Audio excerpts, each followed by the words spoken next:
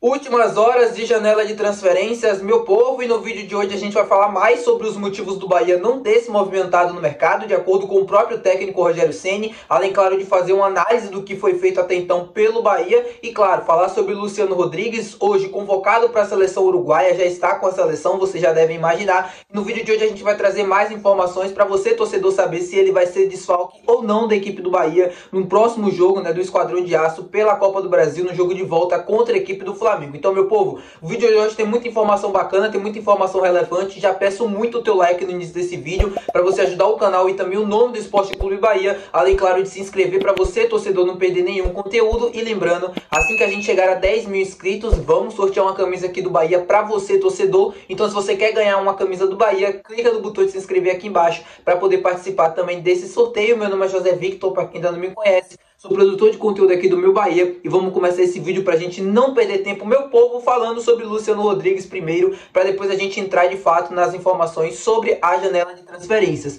Sobre Luciano Rodrigues, acho que a maioria já deve ter visto aí nas redes sociais durante o dia que o Luciano foi convocado para a seleção uruguaia, ele já se apresentou inclusive e já está com toda a delegação. E aí surge a grande dúvida, será que ele vai ser desfalque para o jogo contra a equipe do Flamengo no dia 12 de setembro pela Copa do Brasil? Pois bem, vamos explicar aqui para vocês conseguirem entender mais ou menos o que é que está funcionando nessa questão. O Luciano Rodrigues vai fazer, junto com a seleção uruguaia, 2 jogos. O último deles no dia 10, contra a equipe, a seleção da Venezuela, fora de casa. Ou seja, o jogo vai ser na Venezuela, no dia 10 de setembro, às 7 horas da noite, horário de Brasília.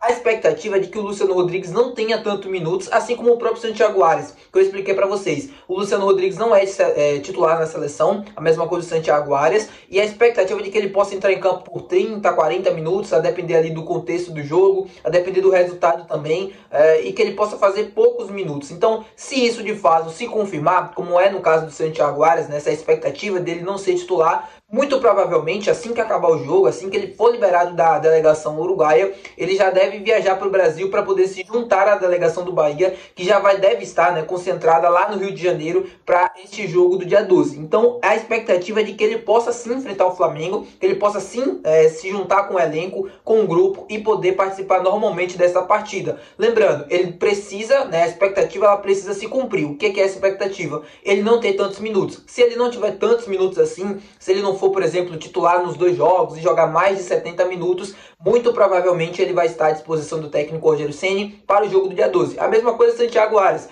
Ele não é o titular da seleção colombiana. Apesar de ter jogado a final, o titular era o Munhoz. O Munhoz recebeu um cartão vermelho, se eu não me engano, e ficou de fora da decisão. Aí o Santiago Arias entrou e jogou. Então a expectativa também para a seleção colombiana é de que ele não seja titular. Se ele não for titular, se ele não jogar 70, 80 minutos nos 2 jogos, muito provavelmente ele vai estar à disposição e pode até ser titular, porque o Santiago Arias é titular do Bahia, inquestionável, é o nosso melhor lateral direito, e o Luciano Rodrigues ainda não, mas enfim, vai estar à disposição, vai ser uma opção no banco do mesmo jeito. Bom, meu povo, agora vamos falar sobre a janela de transferências últimas horas, A janela se encerra no dia de hoje, muito provavelmente, mas muito provavelmente mesmo. A gente não deve ver mais nenhuma movimentação do Bahia nessas últimas horas, para tentar trazer algum reforço. Diferente, por exemplo, do que aconteceu, não sei se vocês lembram, lá no primeiro semestre do ano passado, quando a gente traz o Vinícius Mingotti e consegue inscrever ele ali nos minutos finais da janela, mas isso não deve acontecer agora. O Bahia praticamente, ou muito provavelmente, já encerrou, No momento que eu estou gravando esse vídeo, já é praticamente certo de que não vai vir mais ninguém. E enfim, e agora fica as perguntas, Por que não trouxe ninguém? Por que não fez as correções? E por que também não fez, por exemplo, as reposições, no caso da saída do Marcos Vitor?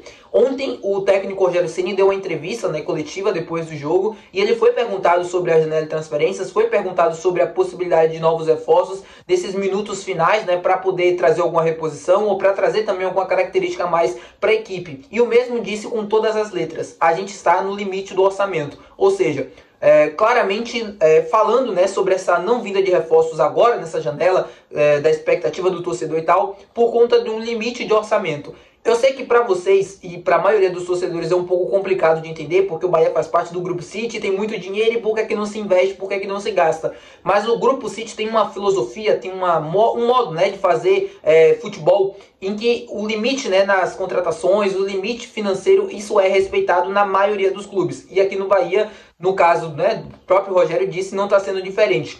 foi estabelecido um teto até onde poderia se gastar, até quanto poderia se gastar, e esse teto aparentemente foi atingido. Ou seja, a gente não deve fazer mais contratações no sentido como foi, por exemplo, da Luciano Rodrigues nessa temporada. Não deve não, né? A gente não vai fazer e isso não foi feito, porque o Bahia provavelmente entendeu que não era mais a hora de gastar milhões e milhões e milhões na contratação e na reposição de atletas. O que eu acho um erro logo de início. Para ser bem sincero com vocês, fazendo já a minha análise aqui, o Bahia perdeu uma grande oportunidade, acho que essa é a verdade. O Bahia perdeu uma grande oportunidade nessa janela de transferências de reforçar a equipe com mais qualidade, além do Luciano Rodrigues, e poder tentar brigar na parte de cima da tabela ou até tentar beliscar algo maior do que Libertadores. A gente passou a maior parte do campeonato na parte de cima. Nesse momento a gente está já em sétimo colocado, um declínio técnico é evidente, de ideias também, até de posições. O elenco do Bahia é muito curto, isso é um problema, porque se você tem a lesão de 1, 2, 3 jogadores ou até a suspensão, você já muda muito a característica da equipe, a forma do time jogar e já perde opções importantes.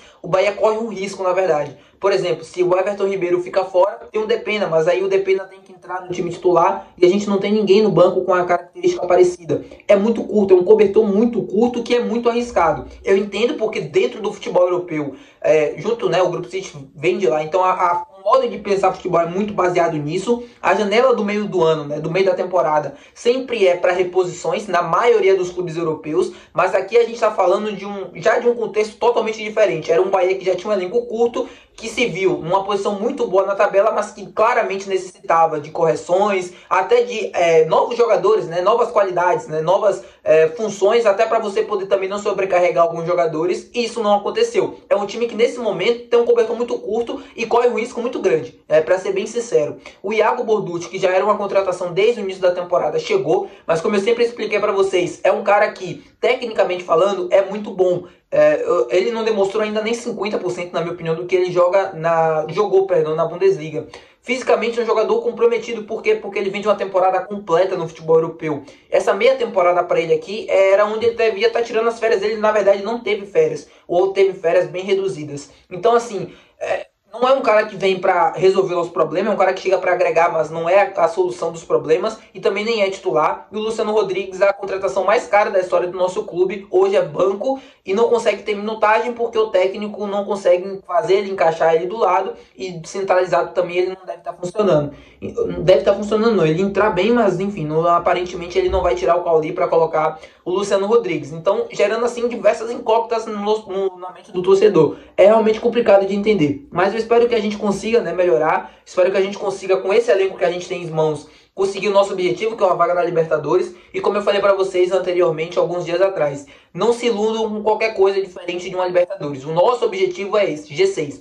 O título da Copa do Brasil é muito importante, é ideal, seria fantástico. A gente tem ainda a chance de passar pelo Flamengo, mas não é nem de longe o principal objetivo da temporada. Não é. Se você, torcedor, achar que o Bahia tem como obrigação ganhar a Copa do Brasil, eu não vou muito por esse caminho. Eu tenho que ser realista e pés no chão. Claro que eu quero e vou torcer muito para que isso aconteça, mas não é a nossa prioridade principal. A prioridade é sim conquistar uma vaga na Libertadores, e o próprio Rogério já falou sobre isso. O objetivo é buscar uma vaga na Libertadores via Campeonato Brasileiro e não depositar todas as expectativas na Copa do Brasil. Tá bom, meu povo? Muito obrigado por assistir o vídeo até aqui. Se você assistiu, não se esqueça de deixar o teu gostei, que é muito importante. Além, claro, de se inscrever aqui, que é fundamental para ajudar o canal e para você também participar do sorteio. E até o próximo vídeo. Valeu e tchau!